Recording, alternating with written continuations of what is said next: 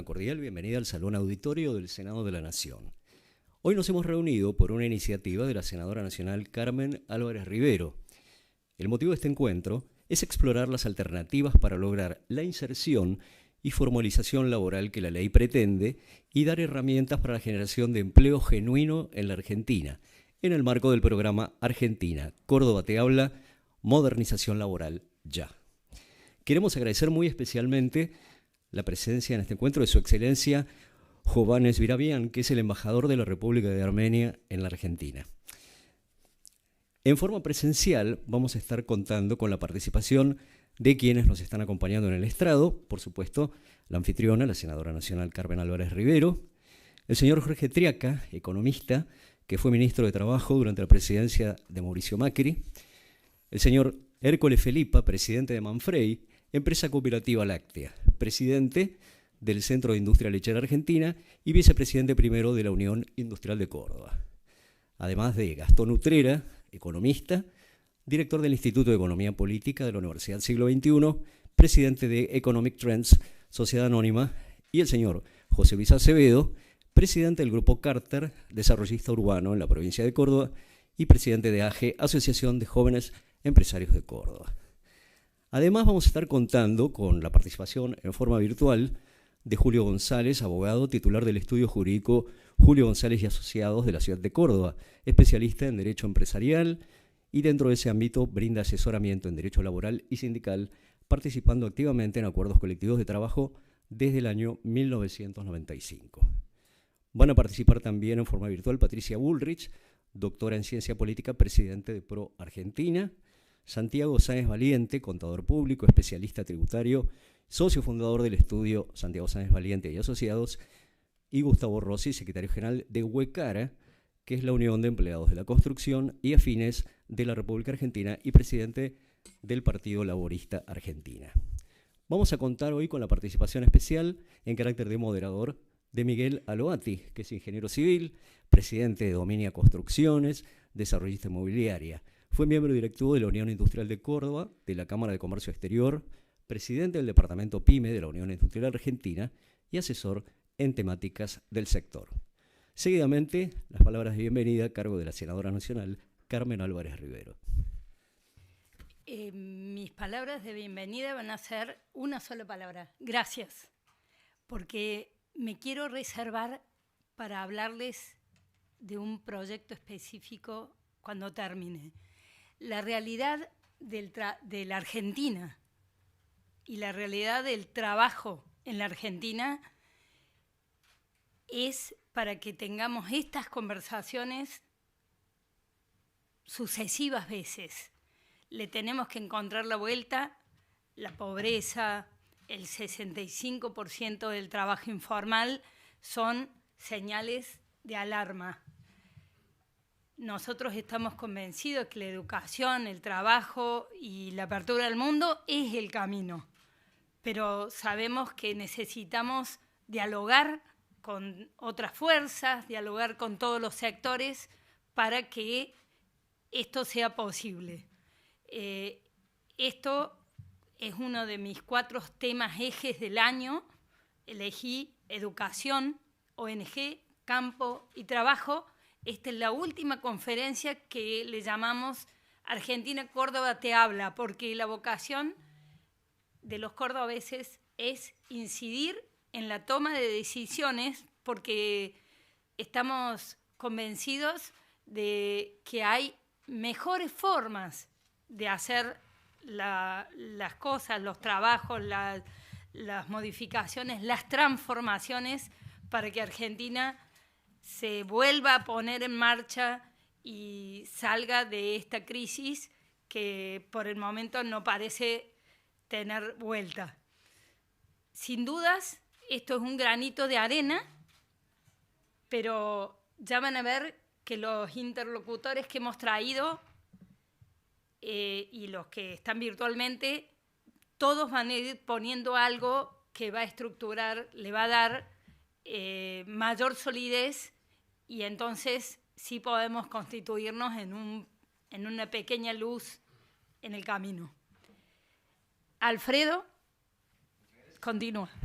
Y ahora sí, vamos a invitar a nuestro moderador, el ingeniero Miguel Aloati. Lo dejamos en estas excelentes manos.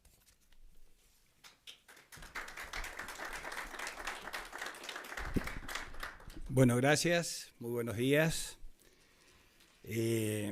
Gracias a todos por participar en este tan importante evento de ciclo de conferencias donde se tratan temas realmente importantes que le damos mucho valor. En este caso nos ocupa un tema tan especial como la reforma laboral que implica y toca al trabajo, a las empresas y al desarrollo, que no es poca cosa y que adquiere mayor significación si pensamos por contraposición lo que esto tiene, que es pobreza, desempleo y abandono.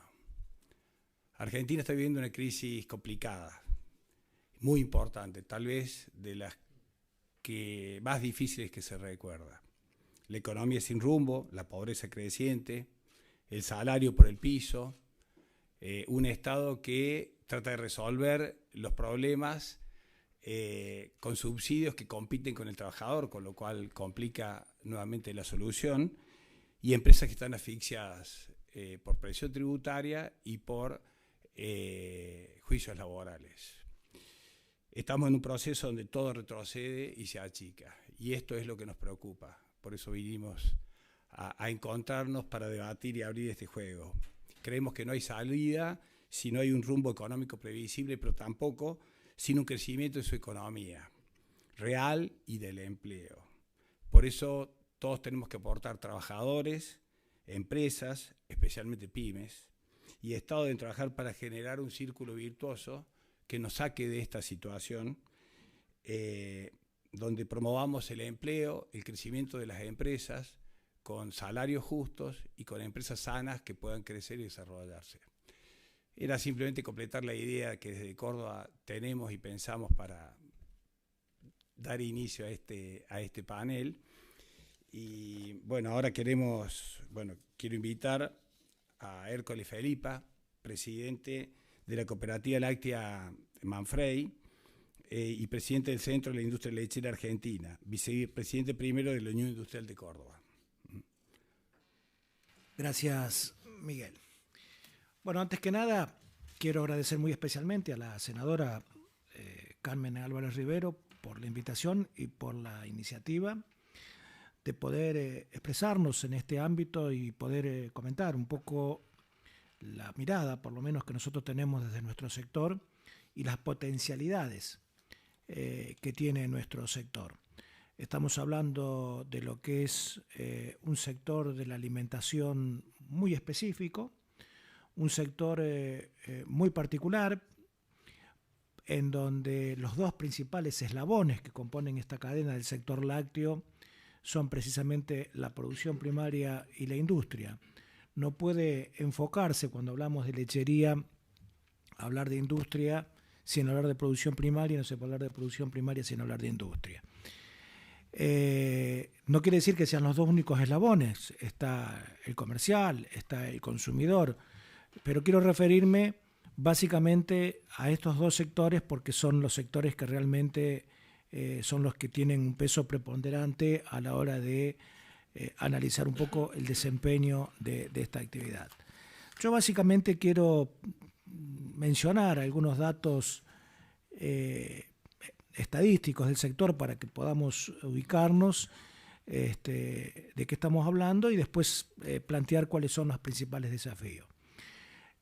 Nuestro país produce por año 11.500 millones de litros de leche, de los cuales un 75% de esa producción la absorbe el mercado interno y el resto se exporta.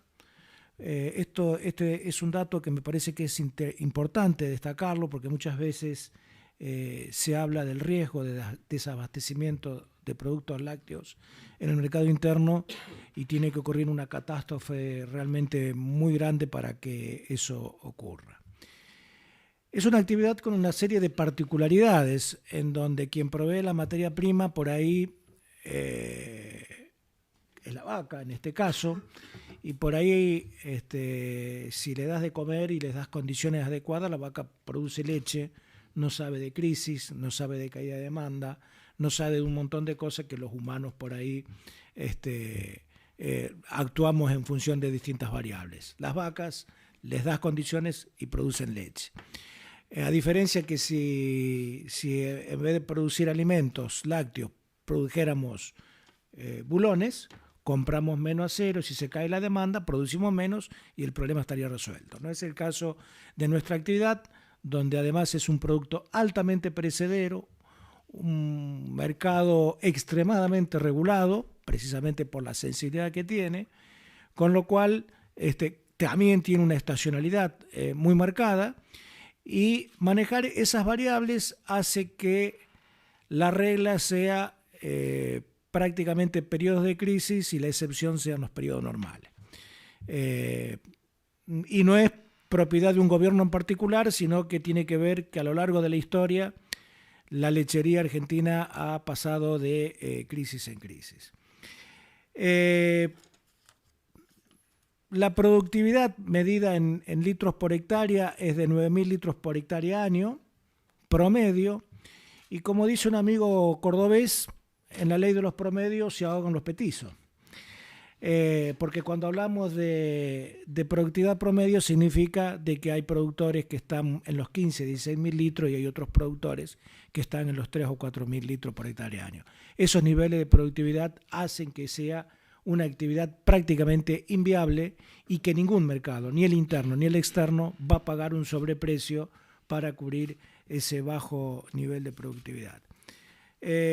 Argentina tiene 10.500 productores lácteos, con un rodeo de 1.576.000 cabezas. Hay 655 industrias y tiene un nivel de empleo muy importante, que por ahí muchas veces no se tiene verdadera noción de lo que es esto, pero el sector industrial emplea alrededor de 30.000 personas de manera directa y otras 40.000 personas el sector de producción primaria. Es un sector que genera un importante efecto derrame en las cuencas donde están radicadas, ya sea Córdoba es la principal productora, más allá que la provincia de Santa Fe tiene mayor cantidad de tambos, pero Córdoba es la que mayor produce por un tema de concentración. En tercer lugar está la provincia de Buenos Aires, y después hay cuencas que se están desarrollando, como puede ser La Pampa, Entre Ríos, que son cuencas no tradicionales, pero que están teniendo un importante nivel de crecimiento. Con respecto a la constitución de la industria, y este es un dato que me parece que es importante también plantearlo, habida cuenta que en los últimos tiempos, en entrevistas que tuvo el presidente de la Nación, ha hablado de la concentración del sector lácteo. Si hay una característica que tiene nuestra actividad, es precisamente el nivel de atomización que tiene. No existe en el mundo un sector lácteo tan atomizado como en Argentina. Para hablar de datos, en Argentina la empresa que mayor volumen produce tiene el 12% de la producción. Las cinco empresas más grandes tienen el 36%. Si este mismo dato lo comparamos a Australia, por ejemplo, que es un país similar al nuestro en cuanto a producción de lácteos, la principal empresa tiene el 37% y las 5 primeras tienen el 65%. Y si queremos ir a casos más cercanos, el caso de Chile, la principal empresa concentra el 29% y las 4 primeras el 81%. Y si vamos a un caso aún más cercano, que es el caso de Uruguay, la principal empresa tiene el 72% y las 4 primeras empresas tiene el 82%. Entonces, cuando se habla de concentración del sector, no hay en el mundo una actividad que esté tan atomizada como está en Argentina. Por eso alguien debería decirle, o sus asesores, al presidente, darle estos datos. Estos son datos concretos, datos reales, datos estadísticos, en donde no existe una situación de monopolio y no existe una concentración.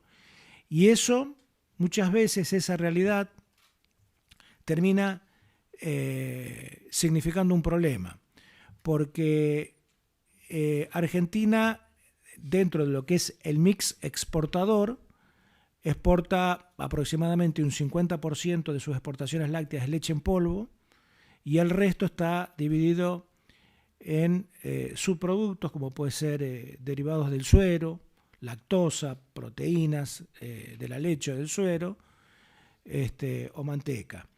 Y ese nivel de atomización muchas veces termina siendo un problema porque el grueso de nuestras exportaciones son commodities y los commodities, como todos sabemos, se exportan por precio.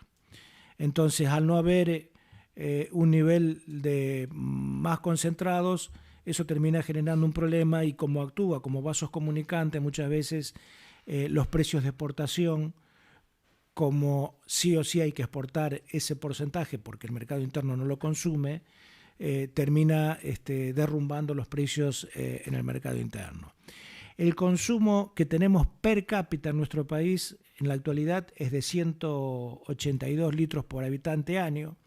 182 litros, que no es 182 litros de leche, sino el equivalente en productos lácteos, que puede ser en quesos, en dulces, en mantecas, equivalente leche, que no es un mal consumo si lo comparamos con el mundo. Si bien hemos caído, llegamos a estar por arriba de los 210, 220 litros habitante años, pero nuevamente cuando aplicamos la ley de los promedios y hablamos de 180 litros, quiere decir que hay gente que consume bastante más y hay gente que no consume.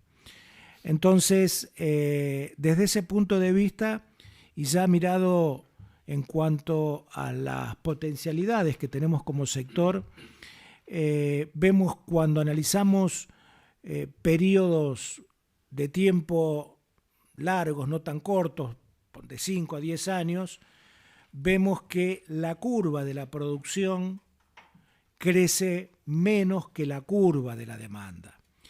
Y eso hace que esa ampliación de la brecha, esa mayor demanda, lo puedan abastecer solamente aquellos países que estén en condiciones de poder producir a menores costos. Entonces estamos hablando del hemisferio sur. Cuando hablamos del hemisferio sur, los grandes países productores son en Oceanía, pero que prácticamente ya están en el límite de su capacidad de producción, y cuando dejamos de hablar de Oceanía, claramente aparecemos Argentina, Uruguay y sur de Brasil con ese enorme potencial de poder abastecer esa mayor demanda.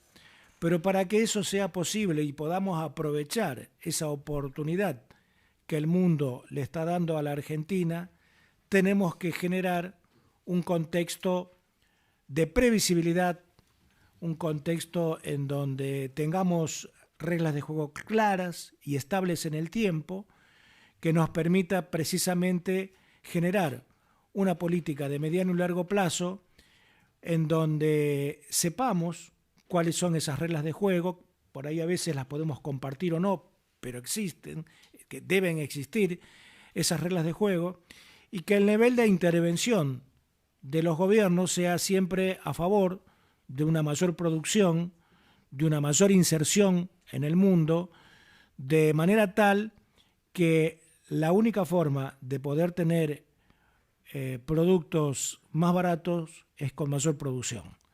Si nosotros generamos esas políticas que nos permitan producir más, seguramente estaríamos solucionando buena parte de los problemas que hoy tenemos, pero que antes de eso tenemos que solucionar aquellas cuestiones que están vinculadas a la macroeconomía. Yo por ahí tendría mucho para decir, Carmen, pero por ahí sé que estamos muy acotados. Solamente te diría, me gustaría que menciones la gran amenaza que tiene el sector en cuanto a la informalidad. Bueno, es un sector, sí, es un sector, gracias Carmen, es un sector que tiene un alto porcentaje de informalidad. Cuando hablamos de informalidad, no es solamente informalidad impositiva, es informalidad laboral, es informalidad bromatológica, no actúa solamente como un elemento de competencia desleal, que de hecho lo es, sino que también significa un importante elemento de distorsión en los mercados. Un volumen importante de mozzarella que entra a Capital Federal precisamente viene de ese tipo de producción, que no necesariamente, porque ahí hablamos de informalidad y se lo identifica con la pequeña industria, no es solamente eso, hay chicas, hay grandes, hay de todos, pero también debemos poner mucho foco en la cuestión bromatológica, porque muchas veces esos productos que se terminan utilizando como materia prima para la elaboración de otros alimentos pasan desapercibidos, pero me parece que uno de los flagelos y una de las amenazas que tenemos como actividad es precisamente esa informalidad. Y ahí sí es un factor, es un deber fundamental de los estados provinciales y nacionales de poder fiscalizar para que realmente eso no exista. Porque, vuelvo a insistir, no solamente es una competencia desleal, sino que termina siendo un enorme factor de distorsión en el buen funcionamiento de los mercados. Así que, bueno. Gracias. Muchas gracias, Hércole. ¿Cuánto hay por hacer con una política activa y de desarrollo para el crecimiento y todo pendiente, ¿no? Bueno, pasamos ahora a darle la palabra. En realidad es un video de Santiago Sáenz Valiente, contador público, especialista tributario, socio fundador del estudio Santiago Sáenz Valiente y Asociados. Buenos días. Antes que nada quería agradecer a Carmen Álvarez Rivero por la invitación y lamento no poder estar físicamente con ustedes. Les agradezco a ustedes que me estarán escuchando. Voy a hacer algunos comentarios referentes al costo fiscal previsional de la situación actual que está afectando muchísimo los principios constitucionales en las distintas situaciones de cada una de las formas de trabajo, de aquellos que están en relación de dependencia, de aquellos que están en forma autónoma y de aquellos que están dentro del régimen del monotributo. Es muy importante destacar que en estas tres formas la carga económica, fiscal y previsional es absolutamente diferente, tiene una falta de equidad total y por lo tanto no cumple el principio de equidad que está previsto en la Constitución Nacional. Por el otro lado, tiene una relevante distorsión y falta de consideración adecuada de la capacidad contributiva, a capacidades contributivas de la persona prácticamente idénticas, los costos que afronta son totalmente diferentes y además la normativa a través de un decreto para modificar el impuesto a las ganancias en los sueldos ha hecho que en realidad se está considerando una absoluta ilegalidad, porque está tergiversando lo establecido en la estructura de la ley de impuesto a las ganancias para liquidar el propio impuesto de las personas humanas. Entonces, tenemos que considerar esta situación y nada mejor que algunos ejemplos. Todos sabemos que en el orden de los 280.000 pesos brutos, una persona en relación de dependencia no se le liquida, no tributa impuesto a las ganancias. En consecuencia, tenemos que hacer alguna comparación de esta cifra con otras situaciones. Por ejemplo, el caso de una persona que sea autónoma y que cobre también, es difícil porque estamos tomando 280 que es bruto, pero tomando el mismo valor podemos llegar a la conclusión que esa persona tiene que pagar 47.000 pesos de impuesto a las ganancias, cuando en realidad es un trabajador igual que el otro y está sujeto también a los riesgos tiene menos protecciones de las que tiene un trabajador en los hechos desde el punto de vista de leyes sociales. Con lo cual ahí vemos una distorsión relevante. Si Vamos al caso del monotributo. Es una persona que esté dentro del monotributo con ese monto, que lo puede estar, pero el otro que hicimos referencia estaría inscrito en impuesto a las ganancias y en IVA, probablemente por una situación concreta de quiénes son sus clientes, a quién le presta sus servicios. Entonces esa persona se debió inscribir. Si hablamos del monotributista, no paga impuesto a las ganancias, todos sabemos que paga una cuota. Esa cuota depende del nivel de ingresos anual y proyectado, pero en definitiva estamos hablando de montos ínfimos, de 10.000 pesos por mes, por todo concepto. No paga a la Caja de Trabajadores Autónomos, no se le retiene cargas previsionales y paga solo una cuota que cubre todo. Con lo cual, estos tres casos muestran esa distorsión. Si vamos a una situación de 350.000 pesos de sueldo, por ejemplo, tiene aquel que está en relación de dependencia, ya se va de la protección de este decreto y termina pagando 47.000 pesos mensuales. Pero una persona que está en forma independiente, con 350.000 pesos, hicimos el cálculo y generaría un impuesto de 72.000 pesos. Esto implica que en todos los casos, aquel que está en forma autónoma, independiente, inscrito en ganancias, inscrito en IVA, va a tener un costo impositivo mucho más elevado. Una situación que es muy importante marcar en el aspecto impositivo, después quiero hacer un comentario de la situación previsional, es que hay muchas deducciones que los profesionales, por ejemplo, autónomos, se les permite, que está limitado, y que también va en la persona que está en relación de dependencia, y que está limitado en cuanto a su falta de actualización. Uno de ellos sería los intereses de préstamos hipotecarios para casa-habitación, que están en 20.000 pesos hace más de 7 años. 20.000 pesos anuales máximo de deducción para restar intereses afrontados de un préstamo. También los seguros de vida, no sé qué les parece, 996 pesos anuales, algo absolutamente ridículo.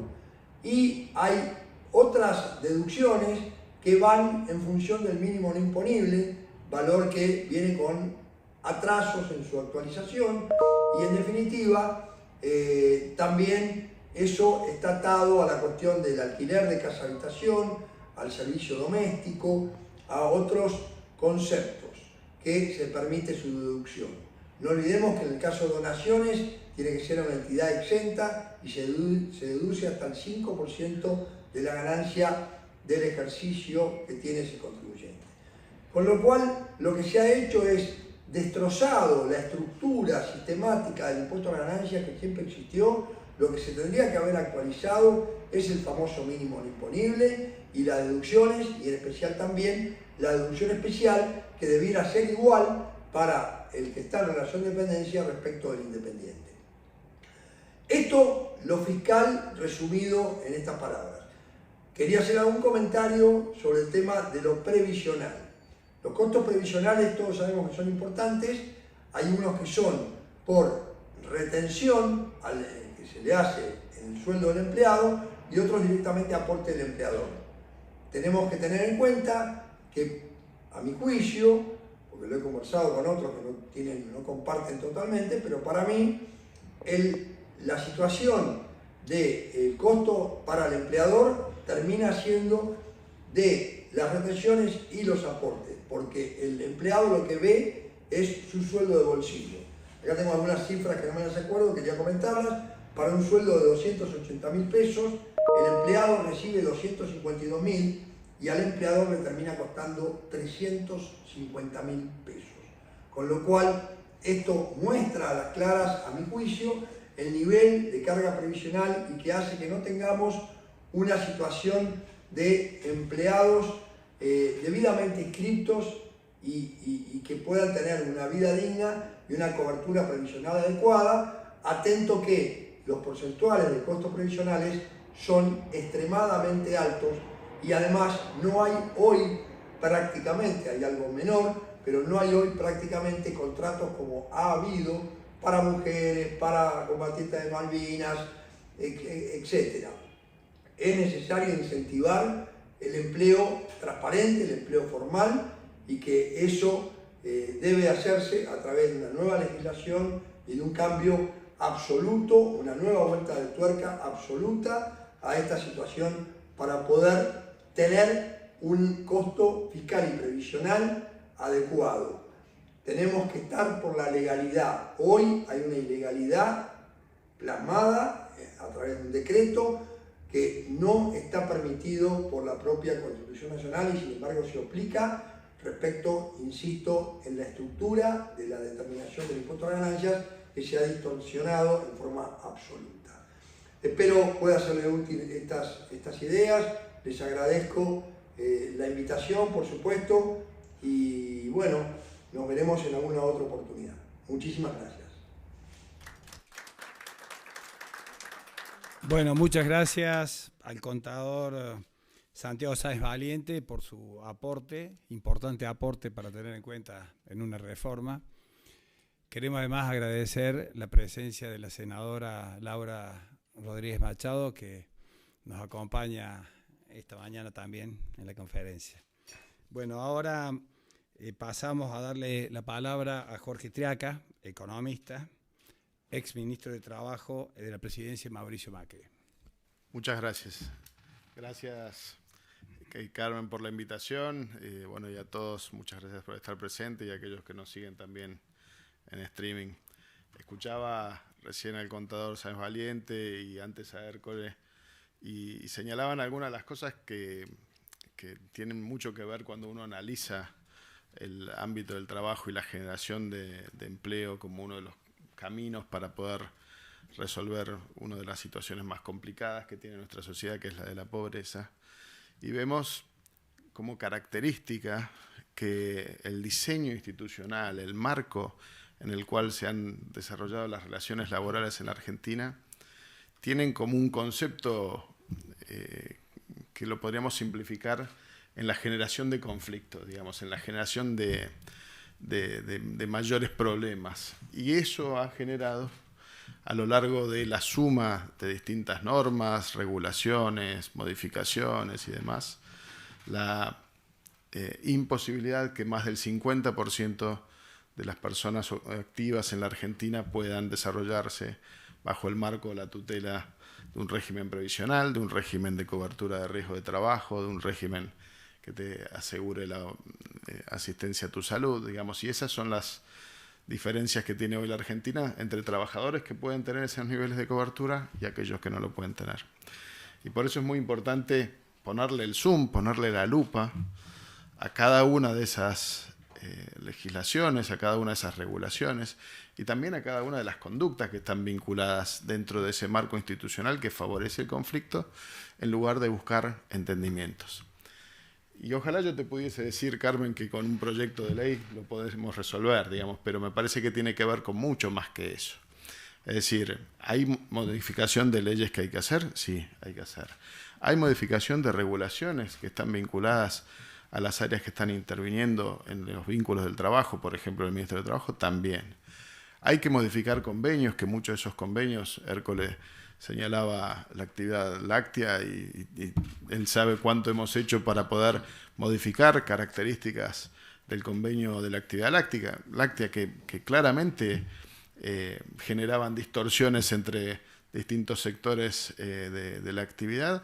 Bueno, hay mucho por hacer, es decir, hay convenios que tienen más de 50 años y díganme ustedes qué actividad se sigue desarrollando sin el impacto del cambio tecnológico de las últimas décadas. Entonces, es necesario esa revisión.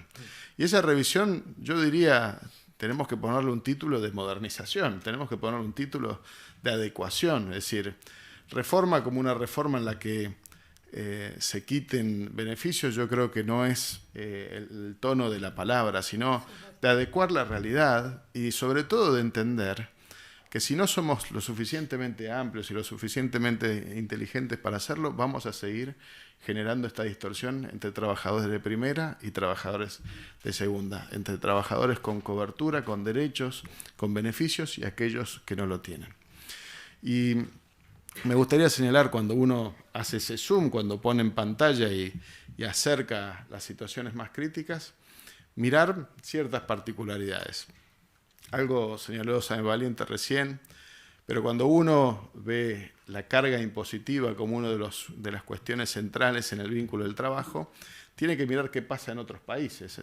Hay algunos países que cargan sus sistemas previsionales dentro del marco del trabajo y hay otros que lo hacen con otro tipo de impuestos. Lo hacen con los impuestos a los ingresos o la renta, o lo hacen con los impuestos al consumo. Es decir, hay que ver y en esa discusión llevar la mirada a fondo, entendiendo que tenemos un sistema previsional que tiene más de 6 millones de jubilados, casi 7 millones de jubilados, que tenemos a través de nuestro sistema previsional cubierto a más de 3 millones de chicos a través de la asignación universal por hijo, que se le han dado beneficios a través del sistema de asignaciones familiares a muchas familias en Argentina. Es decir, nuestro sistema de beneficios previsionales es muy pesado, es muy difícil de modificar y encima de todo, la mayoría de cualquiera que podemos preguntarle que sea beneficiario de ese régimen previsional, salvo algunos casos excepcionales, van a decir que es insuficiente, es decir, que no les alcanza.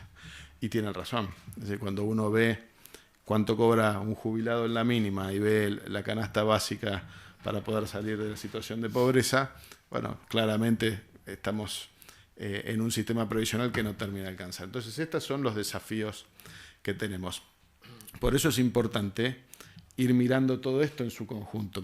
Pensar que el sector del trabajo en la Argentina tiene vasos comunicantes con el sector previsional. Es decir, cuando estamos hablando hoy que el 50% de los que trabajan no están haciendo aportes, estamos mirando un problema futuro. Estamos mirando que el día de mañana tampoco van a tener los recursos para tener una jubilación o una pensión y demás. Entonces, tener que resolver estas cuestiones mirando estos vasos comunicantes que les decía antes.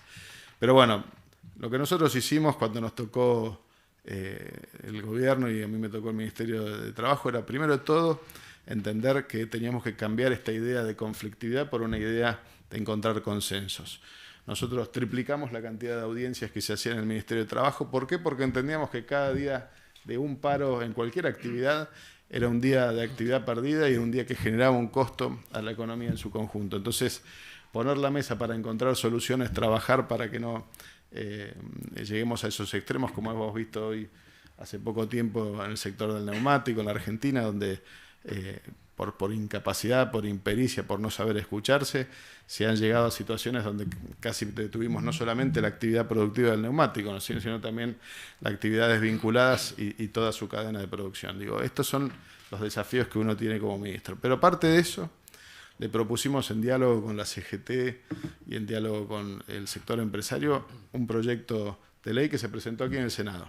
Después tuvimos esa semana complicada de la reforma previsional, donde volaron más de 14 toneladas de piedra, pero no se pudo tratar y después no hubo contexto político para poder hacerlo. Pero en esa hemos llegado a un acuerdo. Y ese acuerdo básicamente lo que decía era que en el marco de la ley de empleo nosotros queríamos generar un consenso para evitar que los conflictos que se vinculaban y que se trataban en el fuero laboral tuviesen un mecanismo de confrontación que no resuelva los problemas. Los trabajadores tenían en promedio, tanto en la Ciudad de Buenos Aires como en la provincia de Buenos Aires, en promedio, más de 3 años de tratamiento de sus conflictos para conseguir un fallo judicial que restituya su indemnización en ese caso.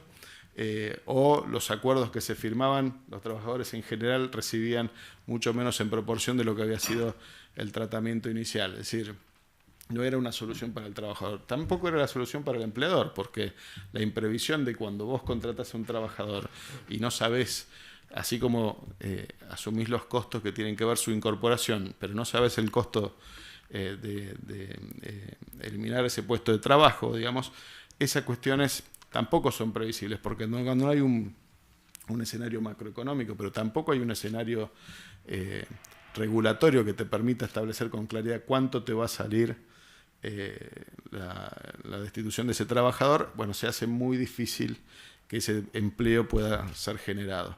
Y así hemos visto que en los últimos casi 10 años ya seguimos manteniendo la misma cantidad de trabajadores en el sector privado en relación de dependencia.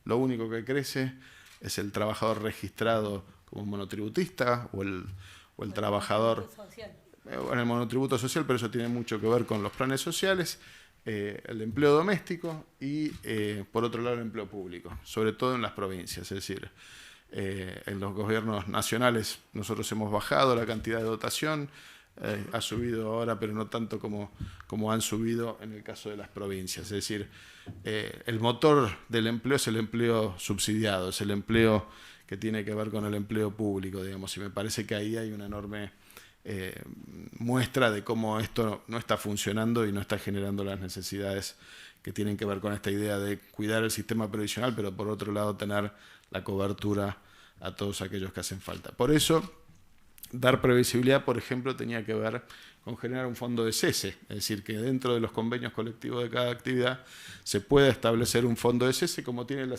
sector de la construcción. Hay compañeros desarrolladores lo debes conocer bien. El IERIC era un fondo que funciona muy bien para la actividad de la construcción y que le ha permitido a muchos trabajadores no solamente tener la retribución de su indemnización, pero tener previsibilidad. Y al empleador también sabe claramente cuáles son sus costos y a dónde va a poder recurrir para tener la indemnización correspondiente para su trabajador. Es decir, eso en mecanismo institucional quitan los problemas de la mesa del empleador, quitan los problemas de la mesa del trabajador y le dan previsibilidad a los dos. Trabajar en ese sentido es esencial.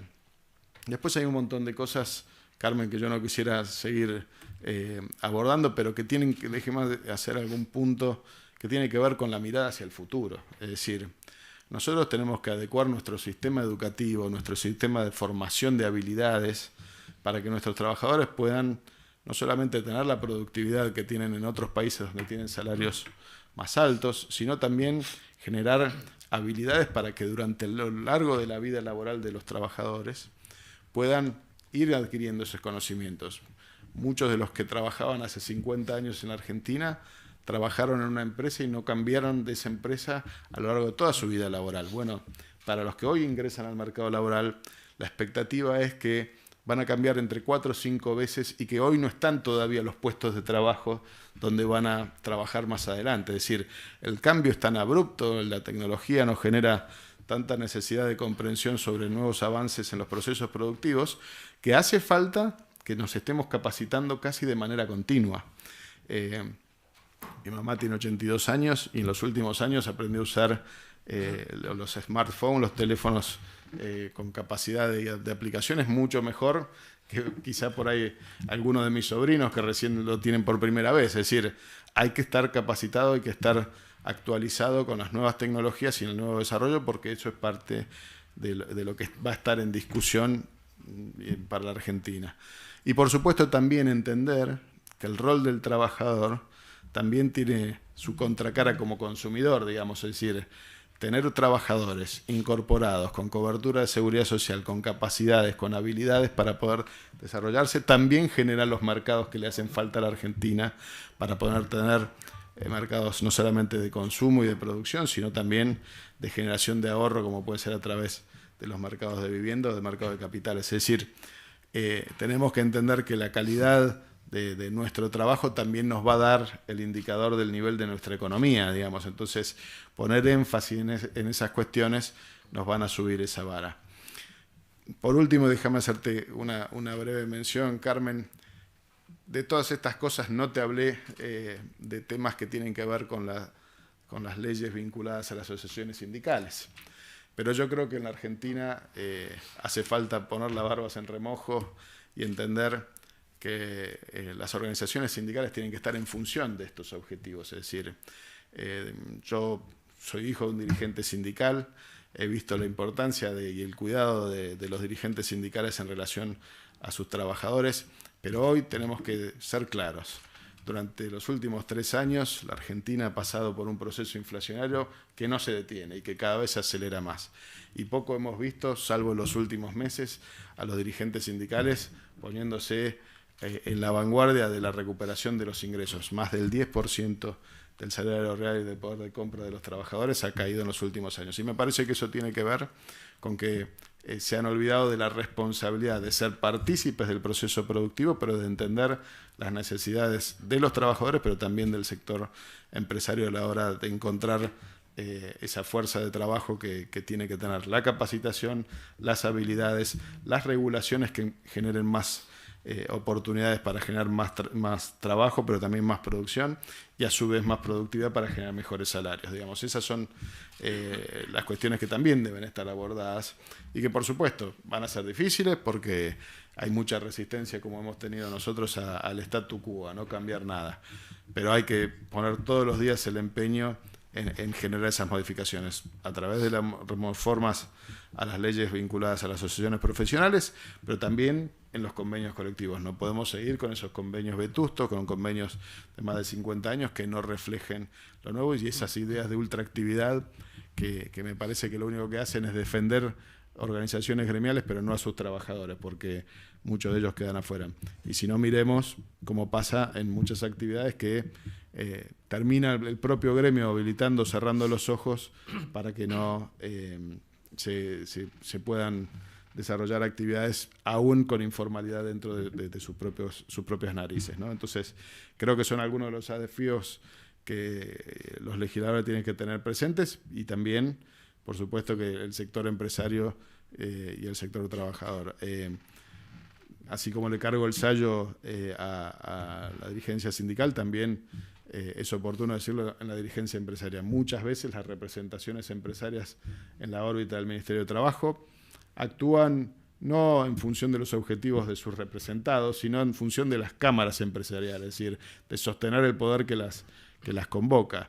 Y también eso tienen que poner las barbas en remojo, porque hay que ser justos en ese sentido también. Hay muchas organizaciones gremiales que les importa mucho más sentarse en la mesa, organizaciones gremiales empresariales, me refiero a sentarse en la mesa de discusión con los gobiernos, pero no estar recorriendo las fábricas o los comercios o las actividades para saber qué le está pasando exactamente, qué le está pasando a quienes ellos representan, ¿no? O sea, ese es un mal de la dirigencia argentina en general. Así que bueno, no cortamos acá, Carmen, y saben que están a disposición. Gracias. Muchas gracias, Jorge Triaca. Ojalá empresarios, trabajadores, gremios, tomemos conciencia de la envergadura, dónde estamos, a dónde estamos yendo, y nos podemos sentar a construir algo, como muy bien decías, modernizar no significa quitar. Bueno, pasamos ahora a escuchar el video de Gustavo Rossi, secretario general de Huecara del Interior, sindicato de los mandos medios de la construcción y los peajes de Córdoba, Santiago del Estero, Tucumán, Salta, San Luis, Mendoza y Provincia de Buenos Aires. Presidente además del Partido Laborista Argentino.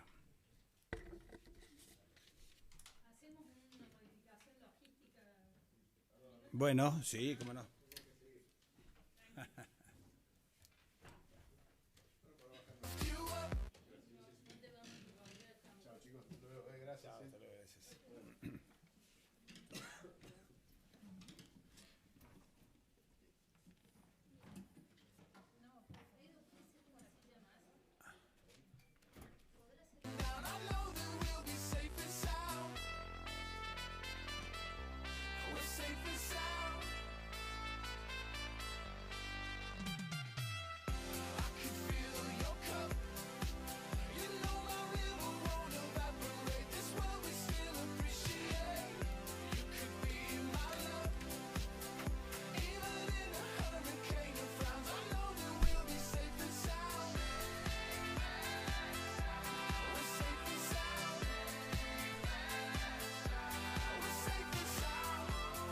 Bueno, entonces vemos el video de Gustavo Rossi.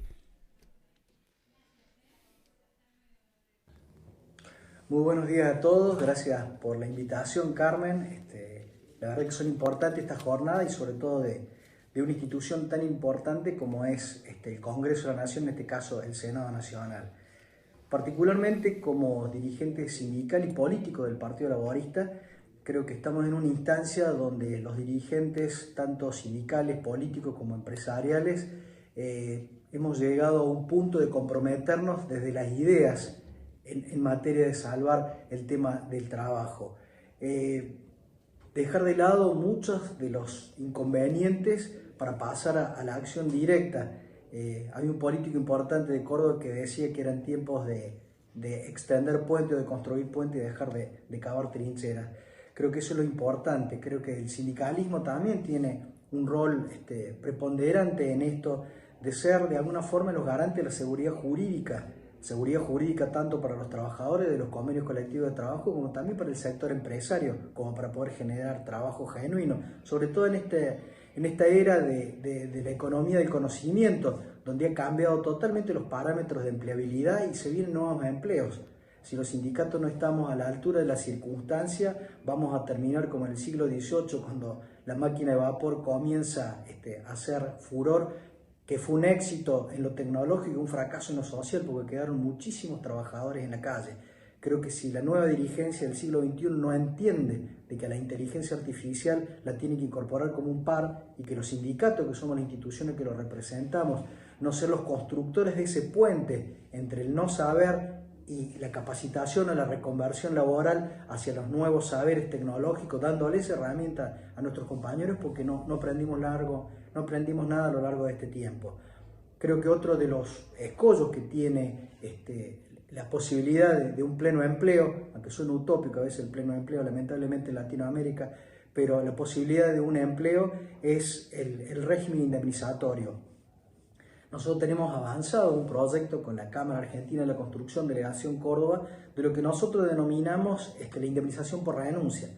Puede sonar a una entelequia jurídica, sobre todo si hay muchos abogados ahí sentados en este momento, pero lo fundamentamos del hecho de que la indemnización por renuncia es el cese laboral, es la posibilidad concreta de crear nosotros de los sindicatos nuevos derechos a la persona que quiera irse de la empresa, llevarse lo que le corresponde por el aporte de años, que no solo se va a cuantificar desde el punto de vista del salario que lo cobró todos los meses, sino también es parte de la construcción económica y financiera de esa empresa, y sería un reconocimiento, a su vez también cuando se jubilan. Pero también sería un proyecto muy de este lado si pretendiéramos que a ese costo lo llevara adelante solamente el sector empresario. Y no porque lo tenga que pagar el trabajador en absoluto, pero sí generar por fuera del presupuesto de la empresa la creación de este cese laboral, de este cese o indemnización por renuncia. Porque de esta forma estaríamos, por un lado, licuando el pasivo contingente de la empresa. Ya no tendrían que preocuparse por lo que es el tema de indemnización, porque habría un fondo aparte, por fuera del presupuesto de la empresa, como para poder hacerse cargo. Y por otro lado, el trabajador también tendría la posibilidad de ese reconocimiento, y un reconocimiento al buen trabajador. El buen trabajador también tiene que tener la posibilidad, porque está incorporado en el inconsciente colectivo, el buen trabajador que tiene 10, 15 años en una empresa y dice: no me voy porque tengo una vida en esta empresa. Pero esa vida desde el punto de vista jurídico y del reconocimiento económico no existe como tal. Creo que este proyecto estaría subsanándolo. También creemos que del sindicalismo no hay posibilidad de reforma laboral, sí de modificación en el campo del trabajo. A ver, no es un juego de palabras, es sencillamente ver de que una reforma no puede salir de ahí, del Senado, sino tiene que salir desde las provincias, es decir, desde abajo hacia arriba viene la modificación y la transformación en el campo del trabajo. Desde los convenios colectivos de trabajo, incorporar la inteligencia artificial, incorporar las nuevas capacitaciones, incorporar el cese laboral. A ver, no vamos a modificar, obviamente no tenemos capacidad de modificar leyes, son ustedes los que modifican leyes, pero sí dar las herramientas desde los convenios colectivos de trabajo como para que este cese laboral pueda significar el pago de lo que la ley prevé para esas indemnizaciones. Ya va a ser muy específico y categórico y autor de esta idea también Gastón Utrera, que va a estar, creo, presente, o que está en este momento presente con ustedes ahí, cómo sería esta suerte de no cargarle un costo al sector empresario, sino paulatinamente ir transformando, ir yendo desde lo que es la indemnización vista de acuerdo a la ley de contrato de trabajo a este nuevo cese laboral. Pero vuelvo a hacer hincapié en esto, la necesidad de que la transformación se dé de abajo hacia arriba, que comencemos a hablar de una verdadera federalización de las instituciones sindicales, que las discusiones tanto laborales como salariales, como de este tipo, indemnizatorias, sean parte de una discusión de provincia, sea una discusión regional. Necesitamos sí o sí volver a sustentar el federalismo y también desde los temas laborales. Es importantísimo. Y repito que recién lo decía, es necesario que los sindicatos seamos formadores de trabajo, de empleo. No porque tengamos capacidad de empleabilidad, sí porque nosotros tenemos que dar la garantía jurídica como para que esos puestos de trabajo, esos nuevos empleos lleguen. Y esa capacidad jurídica o esa seguridad jurídica, vuelvo a reiterarlo, es también para nuestros compañeros, trabajadores, pero también la previsibilidad para el sector empresario, para que una vez en la vida tengamos reglas claras y pueda arrancar el proceso de producción plena en Argentina para que la posibilidad del empleo llegue. La mejor herramienta que le podemos dar nosotros a un trabajador como sindicatos son las herramientas tecnológicas para tener y potenciar su capacidad en este nuevo mundo de la inteligencia artificial. Creo que es el gran deber que tenemos nosotros como sindicatos.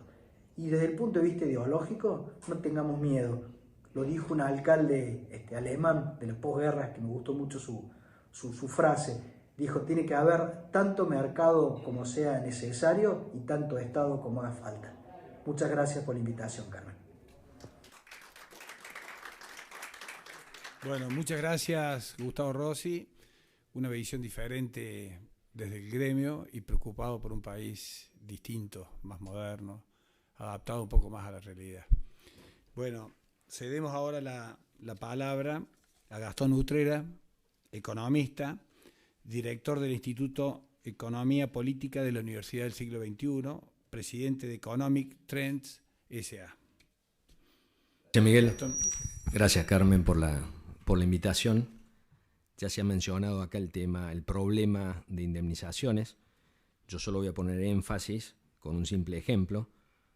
Una pyme familiar que sea muy exitosa en retener a la gente, que tenga baja tasa de rotación, al final del ciclo de vida del fundador, cuando analiza qué le está dejando a los hijos, le va a dejar pasivos contingentes que pueden valer más que todos los activos de la empresa, con lo cual les deja una bomba de tiempo, y si sus herederos no quieren seguir con la actividad y por lo tanto hay que vender la empresa para darle los recursos, termina dándole nada. Esa es una parte del problema indemnizatorio. Alguien podría decir, bueno, lo podrías haber previsionado.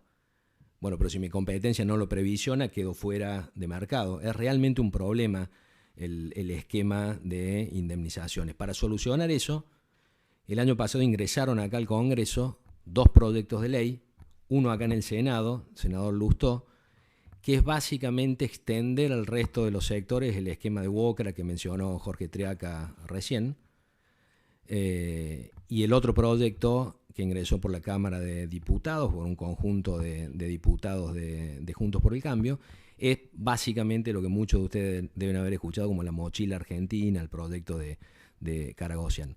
Más allá de los detalles de cada una de esas propuestas, ¿cuál es el problema que tienen que quiero enfatizar acá? Enorme costo político de cualquier gobierno, especialmente si es de la actual oposición, que quiera modificar ley de contrato de trabajo, porque automáticamente, y especialmente el régimen indemnizatorio, automáticamente hay oposición sindical y de parte del arco político. El gobierno que asuma el 10 de diciembre del año que viene va a encontrar, sin lugar a dudas, un contexto político, social, económico extremadamente delicado, con lo cual chocarse políticamente por una reforma inviable no es la vía, y la buena noticia es que probablemente no sea necesario modificar ley de contrato de trabajo. Ejemplo simple, un comercio que tenga un empleado de 5 años de antigüedad, artículo 245 de ley de contrato de trabajo, le dice, números redondos, usted le tiene que pagar 500.000 pesos de indemnización, un salario por cada año de antigüedad, y 100.000 de preaviso por el artículo 232 de ley de contrato de trabajo, 600.000 pesos. El problema que hoy está teniendo una pyme no es que tenga que pagar esos 600.000 pesos, es que la cuenta le puede llegar a costar 3 millones de pesos.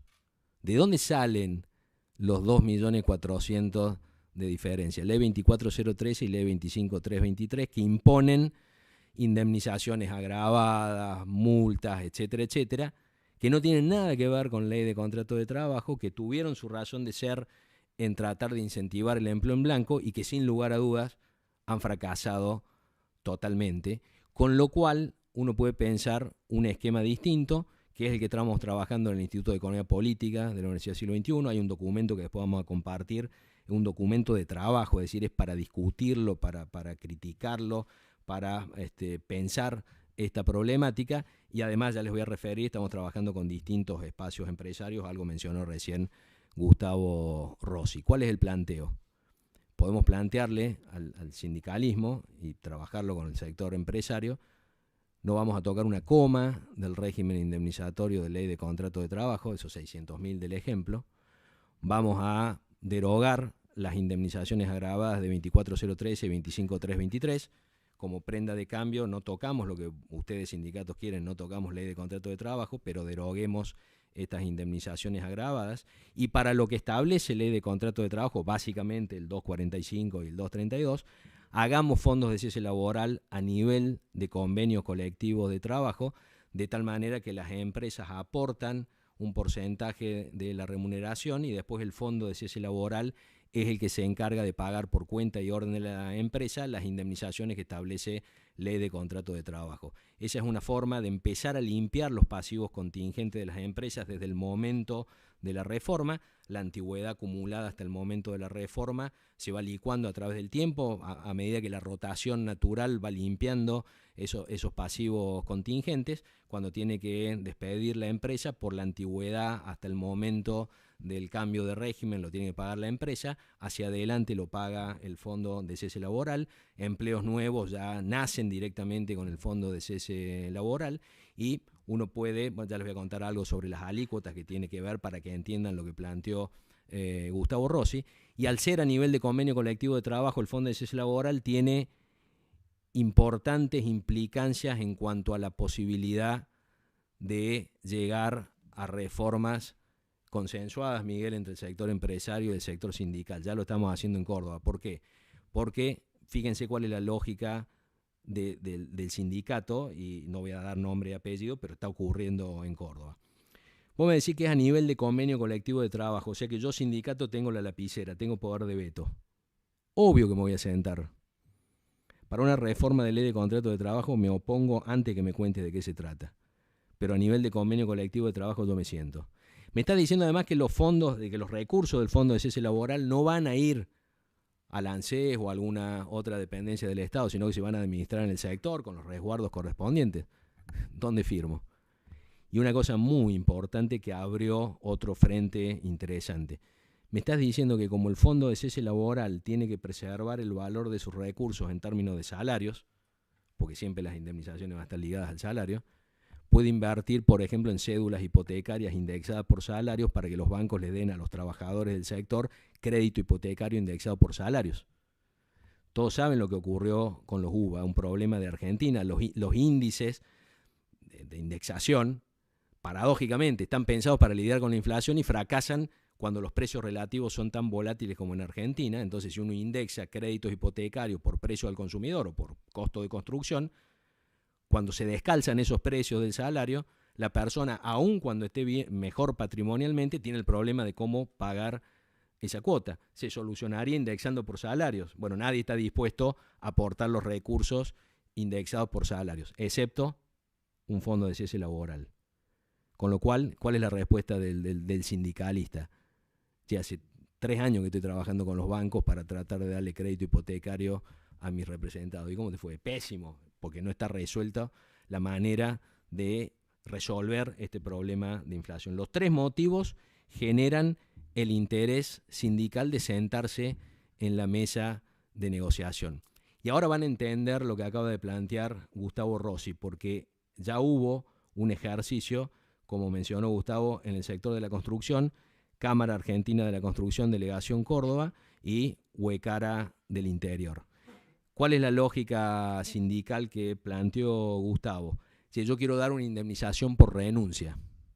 Ok, si hiciéramos un fondo de cese laboral que pague indemnizaciones, cualquiera sea la causal de desvinculación, incluyendo las renuncias, si quedan las indemnizaciones de ley de contrato de trabajo, el aporte tiene que ser del 8,33%. Es decir, cada mes hay que integrar una 12ª parte del salario para que después cada trabajador, independientemente si se va al final de esto renunciado o despedido, tiene su indemnización completa. ¿Qué dicen las empresas? Gracias, déjame con el esquema actual que me sale más barato. Ahora, eso lleva a decir, bueno, ¿cuál es el mínimo de alícuota para todo esto? Si un sector tiene en su tasa de rotación, hagamos números simples, 25% de despidos sin justa causa dentro de esa tasa de rotación, para cubrir solo lo que establece ley de contrato de trabajo, nada de lo que planteó Gustavo Rossi, 2,08 es la alícuota que cierra, porque es un cuarto de esa integración para cubrir al 25% de los trabajadores que se van despedidos. El sindicato que dice, bueno, gracias, sigan ustedes. Yo lo que quiero es extender derechos, los acaba de plantear Gustavo Rossi. Yo quiero darles algo. Bueno, aparece un rango de negociación entre 2,08 y 8,33. Busquemos alguna alícuota intermedia que le cierre a los empresarios, que le cierre el sindicato. El sindicato corrige automáticamente porque dice, bueno, representados, ya no les conseguí una indemnización del 100%, por lo menos no ahora, por renuncia. Pero vas a tener algo que hoy no tenés porque hoy es cero.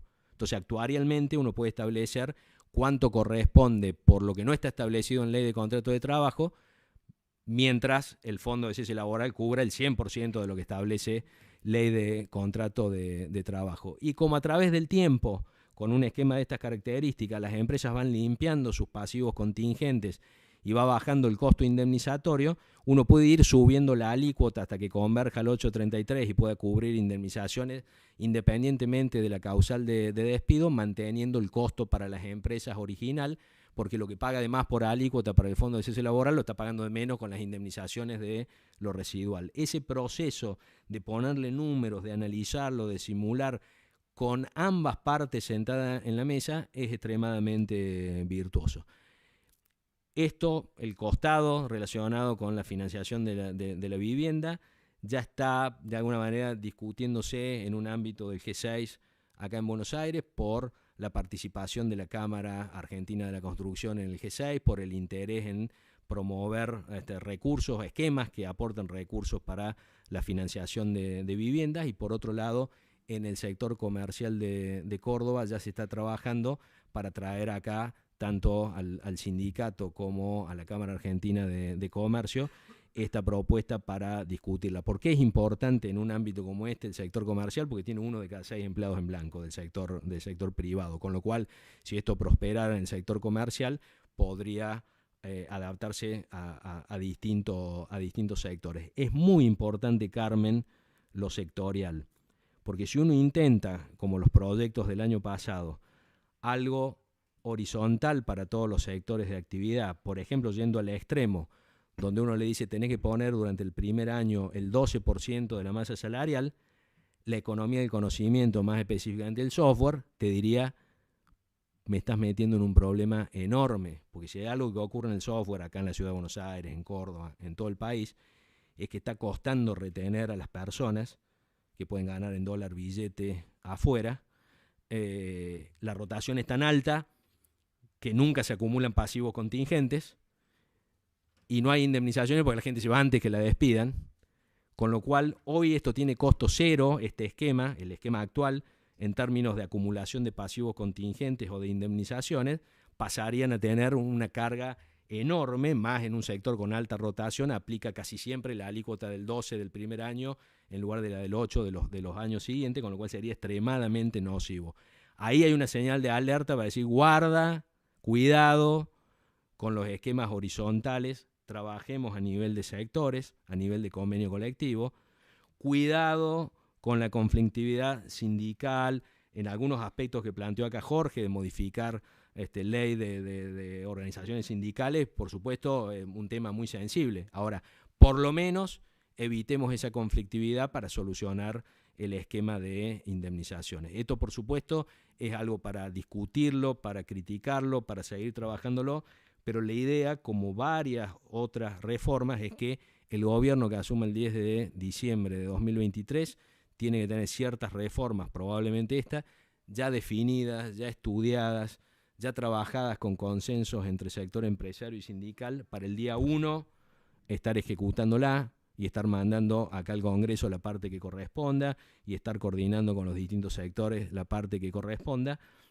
porque tenemos que poner a funcionar la economía rápidamente, no solo por todas las cuestiones sociales, sino hasta por una cuestión macroeconómica. Va a haber problemas muy difíciles de resolver, que requieren cierta dinámica, qué hacer con la inflación, las LELIQs, hay una dinámica ahí que hay que trabajar en el tiempo. Bueno, que en el momento en que eso ocurra, la economía esté creciendo fuertemente, porque para todos nosotros tiene sentido contratar y tiene sentido hacer negocios, juega a favor de esa estrategia macroeconómica. Una partecita de todo eso es solucionar el esquema de indemnizaciones, otro es lo tributario y previsional, que a lo que ya se refirieron acá, que por supuesto también habrá que encarar. Gracias, Carmen.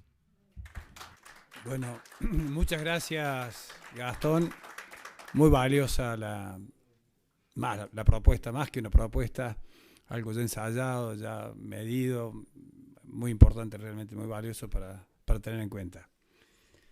Bueno, pasamos ahora a ver el video de Julio González, abogado, titular del estudio jurídico Julio M. González y Asociados de la ciudad de Córdoba, especialista en Derecho Empresarial.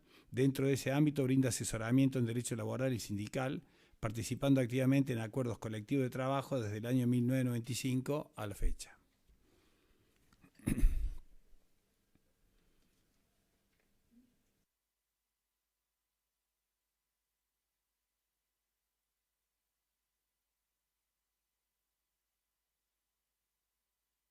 El punto de partida. Buenos días a todos los presentes, mi nombre es Julio González. Agradezco a la senadora Carmen Árboles Rivero la convocatoria de esta reunión a fin de expresar mi opinión respecto a temas relativos a favorecer el crecimiento del empleo. El punto de partida es reconocer la realidad que nos enseña que la informalidad o clandestinidad laboral representa el 40% de los asalariados y que las empresas regularmente constituidas tienen fundados reparos en contratar nuevo personal. Las razones que podemos encontrar son muchas, esencialmente económicas, debido a los altos costos laborales, culturales, sociales y, por qué no, políticas. La emergencia en la que estamos sumergidos hace más de 2 décadas nos exige, en la instancia, dejar de lado algunos principios rígidos, inconmovibles del derecho laboral, buscando soluciones que promuevan la regularización del empleo informal y la creación de nuevos regímenes, y la creación de regímenes promocionales para la creación de nuevos puestos de trabajo. Ahora bien, esto exigirá también la generación de condiciones económicas, macroeconómicas, que favorezcan el crecimiento de inversiones genuinas. Sin inversiones genuinas, cualquier acción que se adopte para regularizar el empleo informal o la creación de nuevos puestos de trabajo tendrán una duración ilimitada en el tiempo.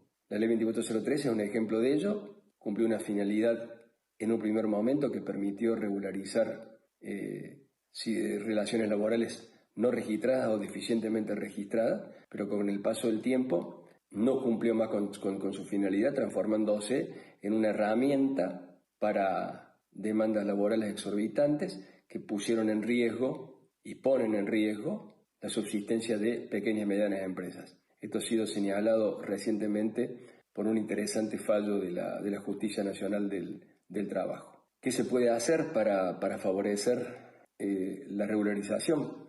Y creo que una de las herramientas sería encontrar un mecanismo de perdón o moratorias por aporte y contribuciones no realizados y generar algún incentivo posterior para mantenerlo en esa misma condición. Sobre todo si hablamos de pequeñas y medianas empresas que son las grandes generadoras de puestos de trabajo. Creo que ellas es principalmente la que debemos considerar por cualquier medida que se pueda adoptar. En materia de generación de nuevos empleos de trabajo y ligado a los desafíos del siglo XXI, en materia laboral, del mercado de trabajo, lo que ya venimos enfrentando, creo que es muy importante retomar el principio de ultraactividad que rige en la normativa laboral argentina, estableciendo algún sistema de vencimiento de dichos convenios colectivos y que con la activa participación del Estado, promoviendo las negociaciones colectivas, permita que sindicatos, cámaras empresariales se sienten a negociar no ya el día a día, la emergencia, sino se sienten a negociar todas aquellas condiciones que regirán y que condicionarán los puestos de trabajo que hoy existen y los que se crearán en el futuro debido a los avances tecnológicos que son arrolladores y las nuevas formas de empleo que se viven, que enfrentamos. Asimismo, creo que habría que retomar la distinción entre grandes empresas y pequeñas empresas en materia de negociación colectiva. Si no es lo mismo un acuerdo de actividad por actividad de una empresa que emplea 1.000, 2.000, 3.000 empleados a una empresa que emplea 100. Creo que debemos atender esa situación permitiendo que se articule ese tipo de negociación colectiva, descentralizándola, dando la posibilidad, como digo, a las pequeñas empresas de fijar condiciones laborales más acordes a su realidad, a su región, a sus posibilidades futuras de desarrollo, de acceso al crédito, etcétera, etcétera. En cuanto al contrato individual, y yendo a algo muy sencillo, entiendo que sería interesante analizar la posibilidad de arribar a acuerdos individuales que, modificando los ya existentes o bien los que se generen para el futuro, permitan una jornada laboral más flexible en beneficio de una u otra parte, o se fraccionen vacaciones cuando éstas superen el mínimo laboral, o bien también en situaciones de crisis y en oportunidades que no existen, trabajadores que no están amparados necesariamente por un sindicato, permitan negociar modificaciones en el contrato de trabajo que atiendan a la conservación del empleo y no tener que poner al empleador a la disyuntiva de tener que extinguir un contrato de trabajo porque cualquier modificación puede ser atacado el día de mañana por su nulidad. Quizás para una pequeña y mediana empresa se podría también considerar una menor onerosidad al momento de la extinción del contrato de trabajo, en tanto y en cuanto la realidad argentina y por qué no la realidad económica global indica que los ciclos económicos son cada día más cortos, más riesgosos, y en oportunidades el análisis de contratar o de arribar a un nuevo proyecto que importe la contratación de personal está condicionado por la posibilidad del éxito de ese proyecto, cuando sabemos que es muy difícil.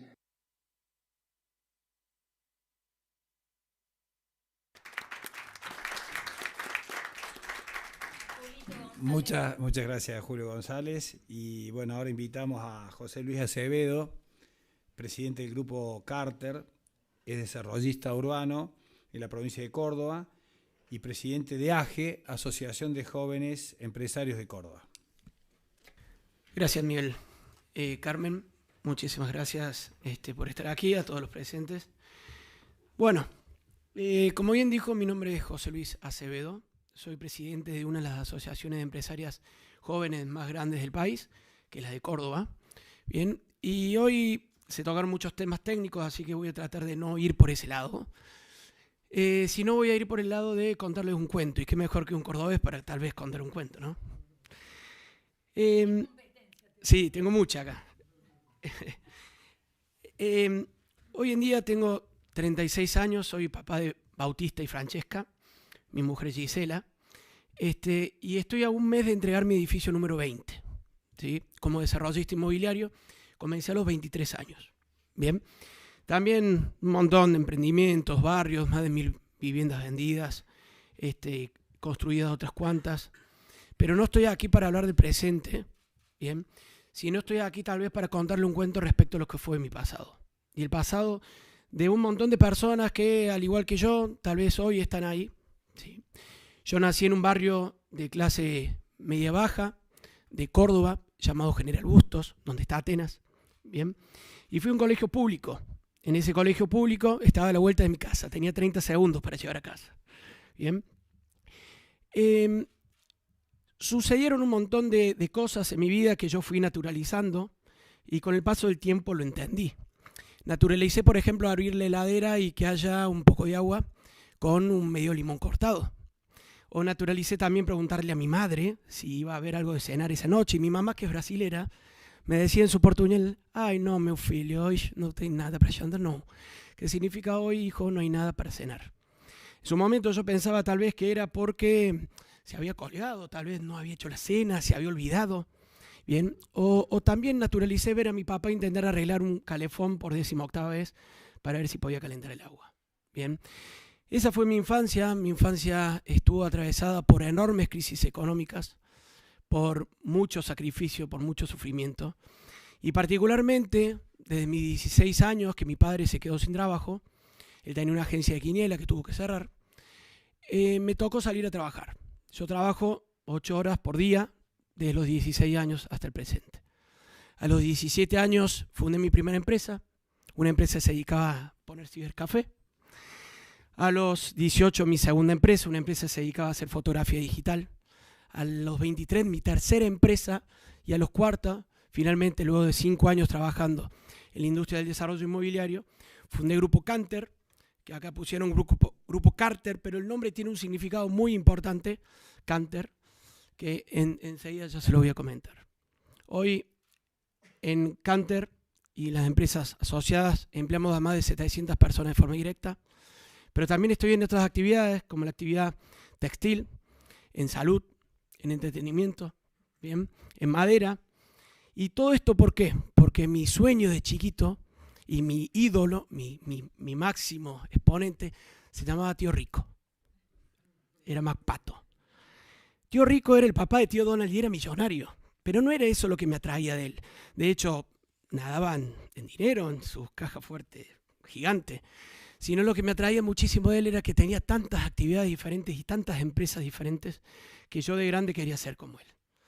Y de hecho, lo que más me asombraba es que si viajaba en su propia aerolínea, si se iba a un hotel, si iba a su propio hotel, y yo decía, wow. Y yo a mi mamá le decía de chiquito: mamá, cuando sea grande quiero ser empresario. Esto en un contexto económicamente muy endeble, ¿no? Que tuvimos que luchar. A los 23 años le conté a mi papá que hace un mes había renunciado a la empresa en la cual trabajaba, siendo que mi salario y el de mi hermano eran las dos únicas fuentes de ingreso que tenía una familia de 5 personas. Se lo comunicó el 24 de diciembre a la noche. Durísimo. Porque nos pasamos Navidad discutiendo. Porque era nuestra zona de confort, ¿no? Mi ingreso y el de mi hermano era nuestra zona de confort, que le aseguro que estábamos muy lejos de que eso sea confort, pero era lo poco que ingresaba a la casa. Bien. No obstante, no dejé que mi sueño caiga, mi sueño de emprender, mi sueño de hacer.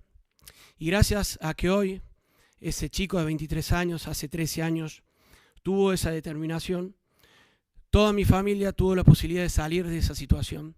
Y mi familia nueva, mis hijos y mi mujer, gozan de condiciones totalmente diferentes a las que yo gozaba cuando era chico.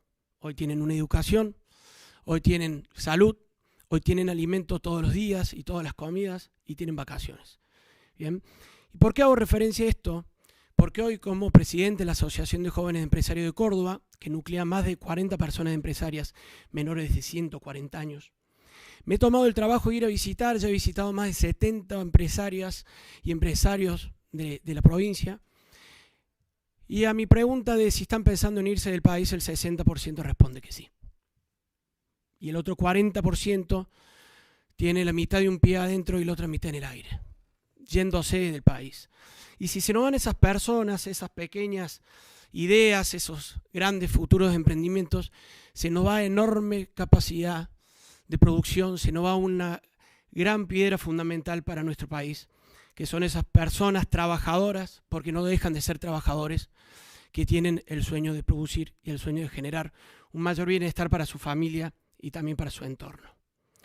Entonces, hoy aquí en el Senado, es que me tomo el atrevimiento en representación de esa gente, no de pedirles, sino de implorarles a la clase dirigente, política, sindical y empresaria, que urgentemente tenemos que llegar a nuevos acuerdos que permitan generar la creación de trabajo y permitan que otros José Luises, otras personas como yo, que hoy están con esas ideas de producir nuevas empresas, se animen a hacerlo, sin el miedo de que la situación se los lleve puestos.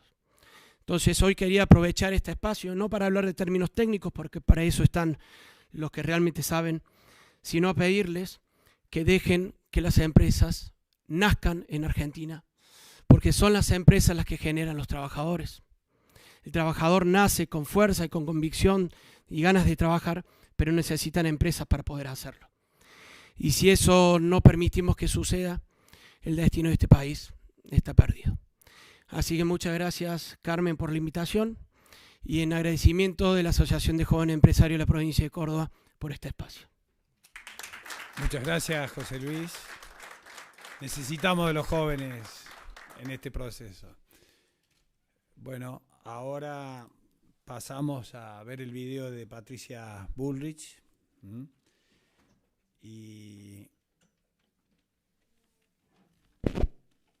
Quiero felicitar y saludar siempre a nuestra senadora Carmen Álvarez Rivero y a todos los participantes de esta conferencia sobre trabajo. No hay nada más importante que volver a la cultura del trabajo.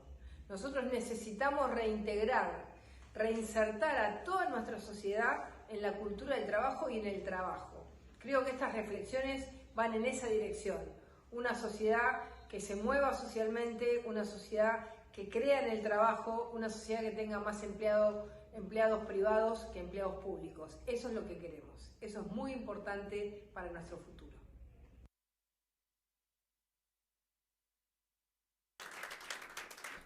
Bueno, muchas gracias. Buen día. Bueno, nos gustaría agradecerle especialmente al ingeniero Miguel Aloati, que ha gentilmente prestado su palabra como moderador. Y ahora la senadora Álvarez Rivero tiene unas palabras para decirnos. Bueno, yo aprovechando que los tengo acá cautivos, les quiero contar cómo ha sido mi método primero. Hoy hablaron de abajo hacia arriba, me encanta, eso es mío. Vengo trabajando en algunos temas, pero el modo de hacerlo es exactamente de abajo hacia arriba. Venimos escuchando a empresarios, a cámaras, a profesionales en todas las localidades de Córdoba, también a otros dirigentes, no tanto sindicalistas, les debo decir, que intentamos y a Gustavo lo tenemos porque lo conoce a mi papá hace 1000 años, igual que mi amigo Ricardo Gutiérrez, que nos honra con su presencia. Muchas gracias, Ricardo. Hemos escuchado todo este año y con un equipo de lujo que debo decirles que me supera totalmente. Estamos trabajando en algunos proyectos específicos, no el gran proyecto que necesita la Argentina para el trabajo y para solucionar todas las distorsiones que tenemos, pero sí para dar una señal concreta hoy. Son proyectos, son pequeños proyectos que si hoy los lleváramos a cabo, tendríamos resultados mejores hoy. Por eso le quiero agradecer a Joaquín Durán, que es mi jefe de asesores, a Martín García López, a María Eugenia, a Vero, y especialmente, que lo he traído acá porque es un lujo, a Eugenio Moret, que es un amigo de muchos años, pero es un experto que sí viene de la recorrida tanto de la empresa como de los sindicatos, y tiene una sabiduría para compartir. Fruto de toda esta movida, hemos elegido para mostrar hoy, como les digo, una pequeña modificación, pero que creemos que puede traer ventajas en la Argentina de hoy, en la Argentina que tiene la mayoría de sus trabajadores en la informalidad, eso no solamente nos genera angustia, nosotros sabemos gente que está en la formalidad, que está en la pobreza, pero los que están en la informalidad es muy probable que estén en condiciones, viviendo en condiciones de pobreza, sino de esclavitud o de males peores. Por eso, aunque es una presentación mínima, estos proyectos, como les digo, vienen de oír a Córdoba.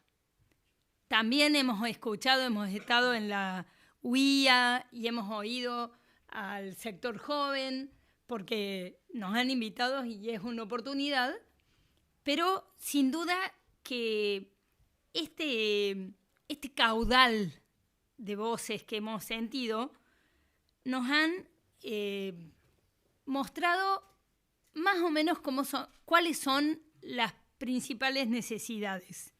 También hemos conversado con los exministros y lo teníamos a Jorge Treaca, pero conversé con 3 exministros.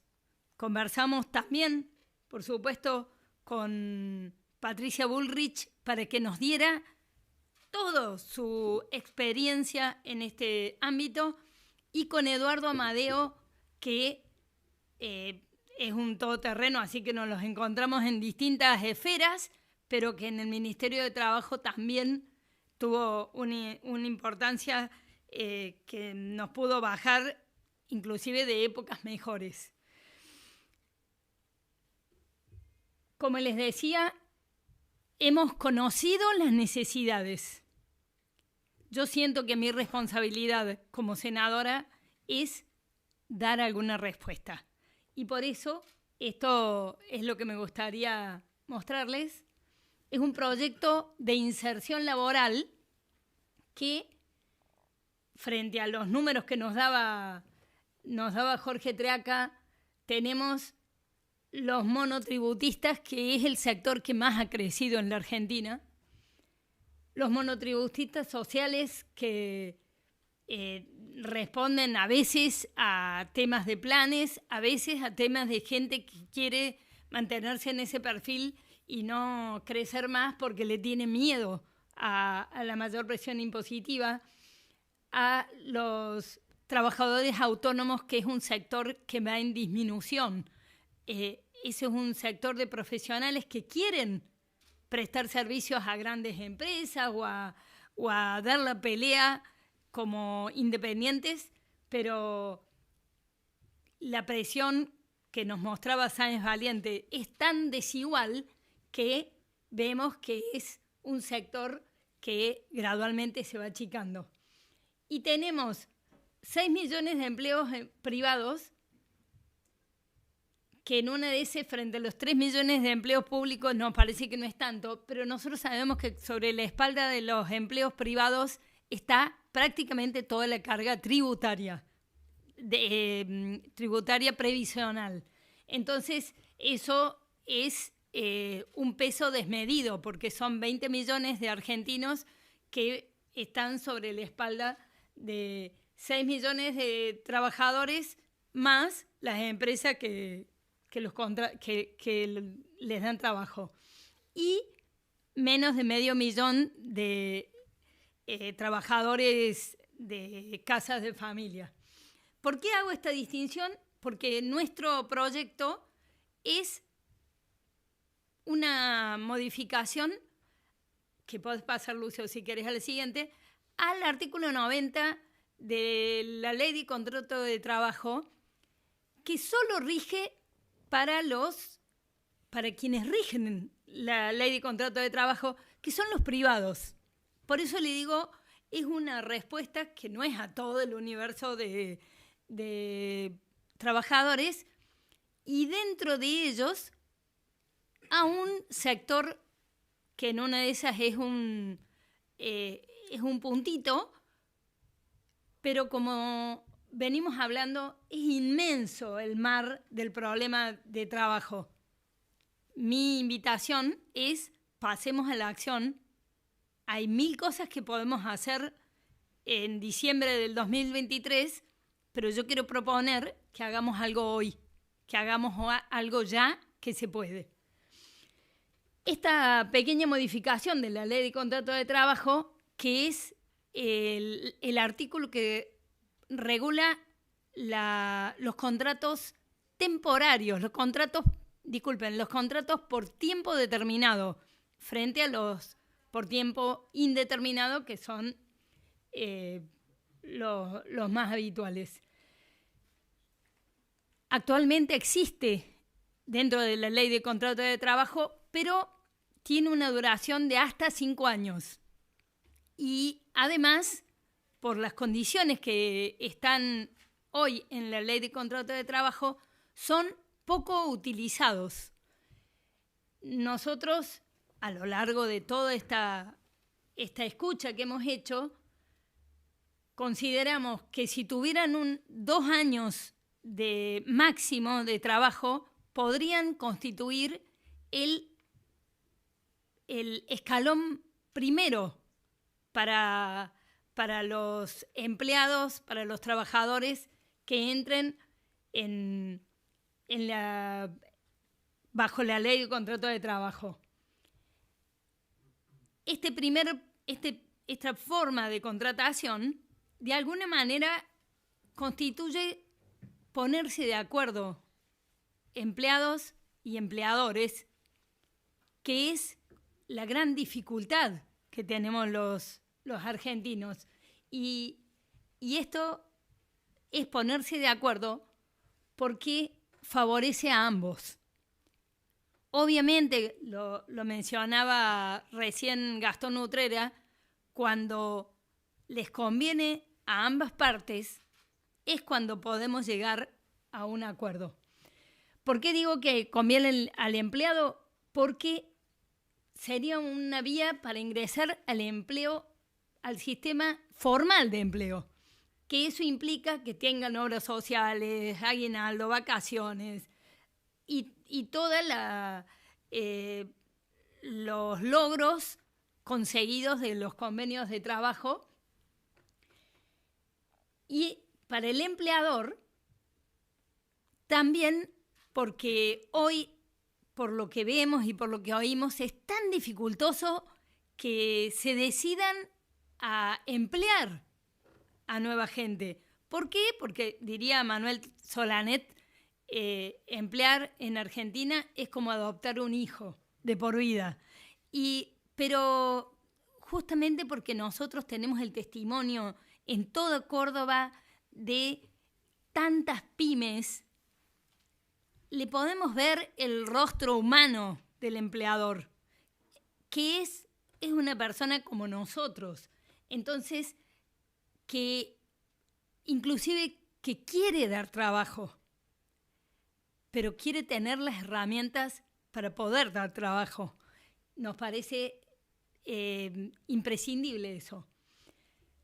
Y el empleador puede optar por un compromiso por tiempo determinado, que lo va a poder hacer solo por 2 años, y que en el caso particular de algunas de las formas que ya les mostraré, puede tener una compensación por parte del aporte de las cargas sociales que realice. Bueno, como les digo, el objetivo es que tengamos una inserción laboral de una importante cantidad de personas. Obviamente que las empresas puedan tomar y formalizar empleados es el objetivo, porque nosotros estamos viendo como en la Argentina sobrevive cierta familia, ciertos jóvenes, otros se nos van, por supuesto. Yo ya tengo mi primera hija viviendo en Francia hace un par de años, así que les digo que eso duele en lo más profundo. Pero somos conscientes que podemos dar con esta herramienta un primer escalón, un puente al trabajo formal. Por supuesto, esto, como les decía, está pensado en un universo que no es todo el universo de los trabajadores o de los trabajadores que están en la informalidad, pero sí que son situaciones muy concretas que podría darle la oportunidad y ser los primeros trabajos formales para cada uno de ellos. Está pensado en contratos post-pasantías, de manera que las empresas que los han contratado, que los han tenido en pasantías educativas, pero que han logrado capacitarlos, puedan aprovechar y darles una formación más completa, sobre todo, por supuesto, a los chicos que hayan demostrado que tienen interés, que quieren apostar a esa actividad. También para los contratos para personas que han tenido programas de empleos tanto nacionales como provinciales, esta opción podría habilitarlos para que tengan empleo formal por 2 años ya a cargo de las empresas, o sea, en el mundo del trabajo, no dependiendo de los estados. De nuevo, creo que eso es una oportunidad porque nos habla del camino a mantener la empleabilidad de los empleados, que no es solamente simplemente tener trabajo, sino que los que quieran acceder a ese trabajo estén capacitados para tomarlo. Igual para programas de asistencia o subsidios, digamos, la gente que está recibiendo programas de asistencia que está lejísimo.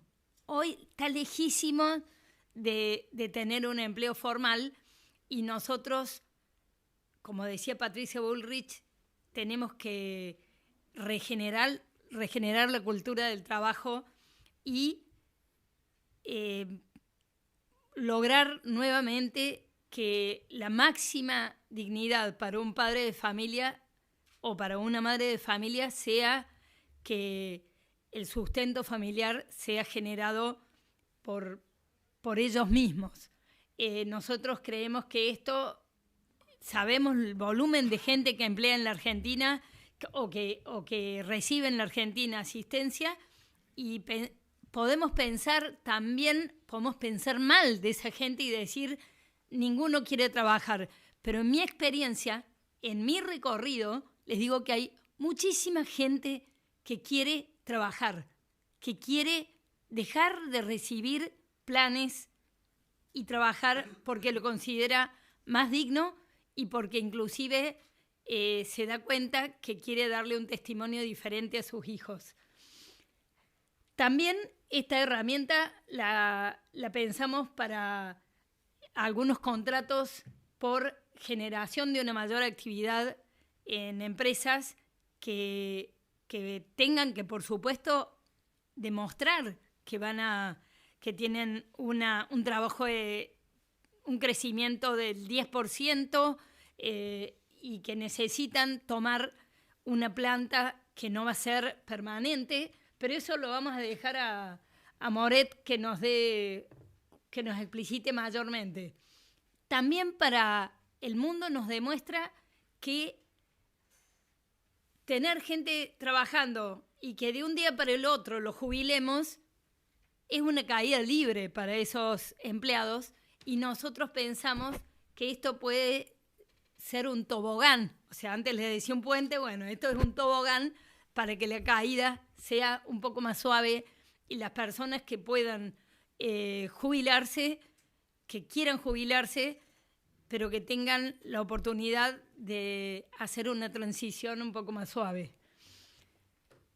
Y el tema que creo que ahí es un punto de unión con la gente de los sectores y de los sindicatos, como decía Gustavo Rossi, el tema de la formación para el primer empleo, nosotros también consideramos que los sindicatos pueden ser el mejor lugar para que hagamos la formación, la capacitación, para darle respuesta directa a lo que las empresas necesitan, porque podemos intentar formar al voleo, pero es mucho más concreto que los sectores metalúrgicos nos digan necesitamos capacitar tal y cual habilidad y las desarrollemos, y este puede llegar a ser el puente para que esos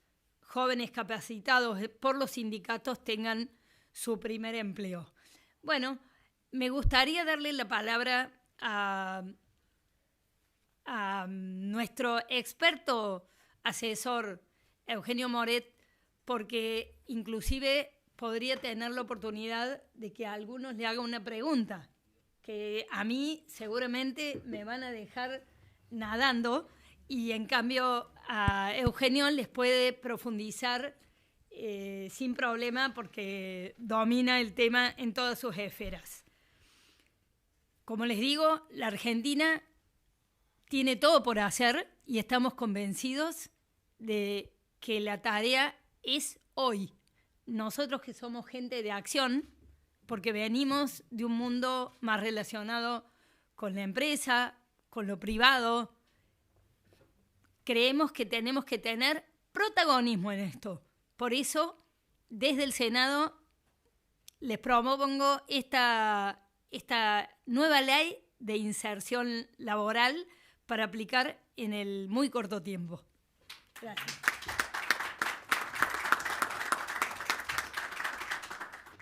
Bueno, muchas gracias. Ahí está.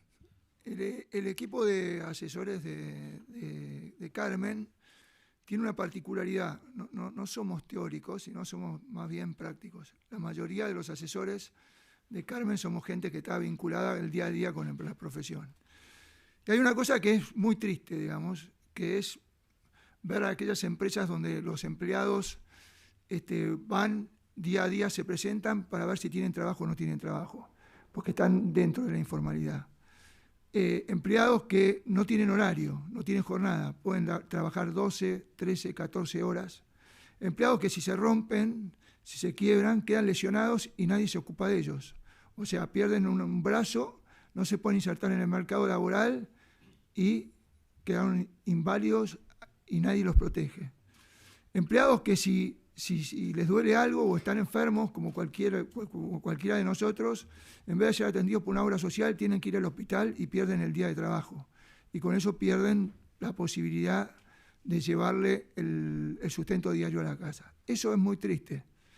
Eso es tristísimo. La verdad que ver eso es muy triste, se nos parte el alma. Entonces, con este proyecto lo que quisimos ayudarla a Carmen es a buscar una inserción rápida en el trabajo. Y en esta figura que regula los contratos a tiempo determinados, es como dijo Carmen, es hacer un primer escalón, un primer escalón del trabajo informal al trabajo formal. Nosotros con esto no queremos denaturalizar el contrato a tiempo indeterminado. Sabemos que el contrato a tiempo indeterminado es un objetivo de la ley de contrato de trabajo y lo seguirá siendo. Lo seguirá siendo. Lo único que nosotros pretendemos es fomentar estas figuras que ayudan al empleador, le dan al empleado, como dijo Carmen, la posibilidad de insertarse en la formalidad, y al empleador le sacan ese miedo a comprometerse de por vida, ¿no? De decir, bueno, estoy sumando un compromiso, después tengo que pagar indemnizaciones, y le da la posibilidad de probar al trabajador. Y con eso lo que queremos es que trabajador y empleador se conozcan y se enamoren, y después sí sigan una relación por tiempo indeterminado. Y para eso hemos usado distintas figuras, digamos, hemos creado en el contrato por tiempo determinado distintas alternativas. Una es la que ya está en la ley de contrato de trabajo, que son los empleados accidentales, que son aquellos que vienen a realizar actividades diferentes a la de la actividad de la empresa, o los ocasionales, aquellos que vienen por el incremento de la dotación. Pero en los ocasionales hay una discusión jurisprudencial que nosotros la sufrimos todo el tiempo, es cuándo es un incremento, cuándo no es un incremento. Por eso ahora sí hay un parámetro fijo. Cuando supera el 20% es un incremento, si no supera el 20% no es un incremento. Y ya con eso empezamos a establecer seguridades que son necesarias para promocionar estas figuras por tipo determinado. Después vienen lo que Carmen bien dijo, que son lo que apuntan al empleo joven, ¿no? A los pasantes, que son los pasantes que por ahí la empresa los quiere tener y no lo puede seguir teniendo, y es darle a esos pasantes que la empresa formó la posibilidad de su primera inserción laboral. Después está el trabajo en formación, que es una figura que ya se había establecido en un periodo que se había sacado de la legislación española, que funcionó muy bien en España, y que va a estar regulada por el Ministerio de Trabajo, que es la posibilidad de insertar por 2 años a todo joven hasta 26 años, con un contrato de trabajo que va a estar registrado en el Ministerio de Trabajo y va a estar regulado por el Ministerio de Trabajo. Después viene, como bien dijo Carmen, la ayuda o sacar de lo que hoy está en el Estado, como por ejemplo los trabajos de fomento de empleo o los trabajos de asistencia por el bienestar social, sacar personas de ahí que se puedan insertar y podamos compensar, y ahí sí va a haber una reducción de cargas sociales, para que podamos compensar la plata que se destina tanto al fomento de empleo como al bienestar social con la reducción de cargas sociales. Pero es en el único caso donde va a haber una reducción de cargas sociales, porque está compensado por un gasto que se deja de hacer. Con esto no traemos reducción a cargas sociales, sino solamente en figuras donde hay compensación. Y después está el crecimiento genuino de empleo, que bien lo explicó Carmen, que es en aquellas empresas que abren un establecimiento o abren una línea de producción o abren un nuevo turno, pero van a incrementar en un 10% la dotación, y entonces ahí también se le da la posibilidad de contratarlos por tiempo determinado. Y finalmente, si bien no es inserción laboral, nos pareció que era propicio incorporar en este lugar a los jubilados, y que los jubilados tengan la posibilidad de hacer un soft landing, ¿no? O sea, pasar a una tercera etapa, a su tercera etapa de su vida en forma suave, y además beneficiando al empleador, porque el empleador por ahí necesita de los conocimientos del trabajador. Entonces uno puede, por ejemplo, pactar jornadas a tiempo parcial, ¿no? Con una disminución del salario, puede sacarle responsabilidades, y si le pagaba 100 por las responsabilidades y ahora le da 50 de responsabilidades, pagarle en forma acorde a esa disminución de responsabilidades. Puede pactar que pase a otros sectores, o puede pactar que venga 2 veces por semana a enseñar a los nuevos aprendices. Bueno, con esto lo que estamos tratando de hacer es atacar un tema que para nosotros es urgente, atacar un tema que Carmen lo priorizó porque vemos la urgencia, que es la generación del trabajo formal.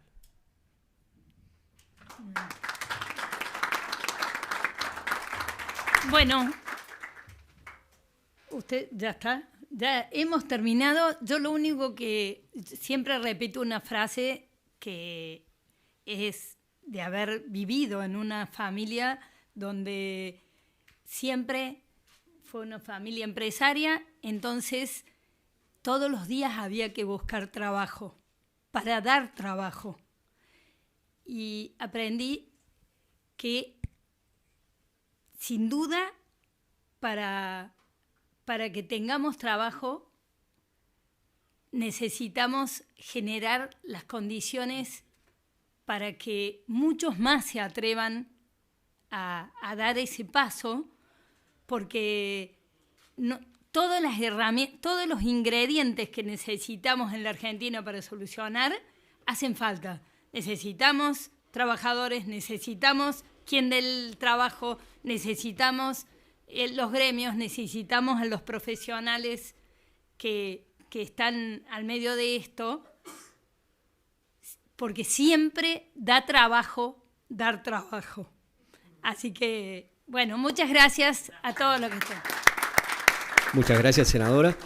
Y así hemos compartido las problemáticas del trabajo en el marco del programa Argentina, Córdoba te habla, modernización del trabajo ya. Muchas gracias por haberse acercado hasta acá. Muy buenos días.